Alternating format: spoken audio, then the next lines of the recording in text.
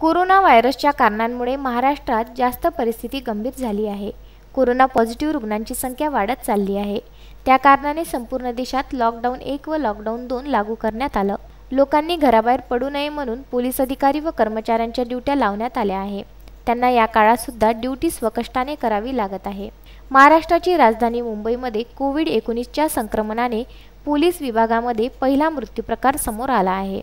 Police कॉन्स्टेबलचा मृत्यू corona virus संक्रमणाच्या कारणाने झाला आहे। त्यांचं वय 57 वर्ष होतं।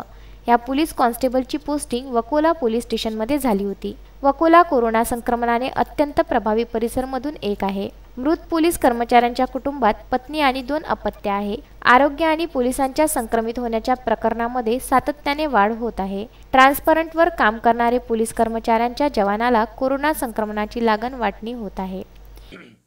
जय हिंद।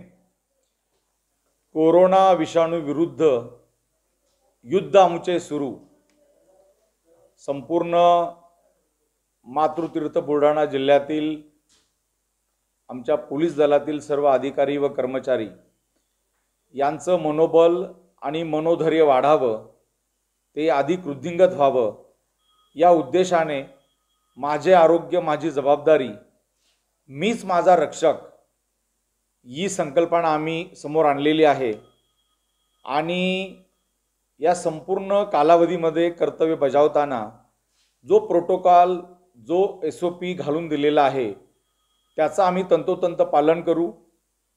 सोशल डिस्टन्सिंग असेल, दर 2-3 तासाने पाणी आणि साबणाने हात धुणं असेल, आपल्या चेहऱ्यावर मास्क किंवा हातरुमाल बांधणं असेल, किंवा ज्या बाबी सर्वसामान्य नागरिकांनी पाळणं अपेक्षित ठेवलेलं आहे त्या सगळ्या बाबींची आम्ही सर्व अधिकारी सर्व कर्मचारी कसोशीने पालन करू।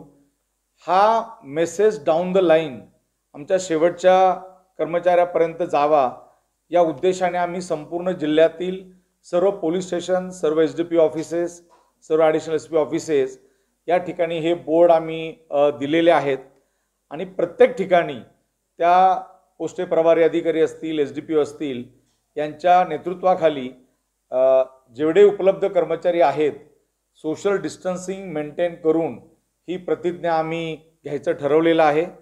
त्यातून एक कटिबद्धता, एक प्रतिबद्धता या आपल्या कर्तव्याप्रती, समाजाप्रती आमच्या प्रत्येक अधिकारी कर्मचाऱ्यांमध्ये वृद्धिंगत होईल हा उद्देश आम्ही समोर ठेवलेला आहे।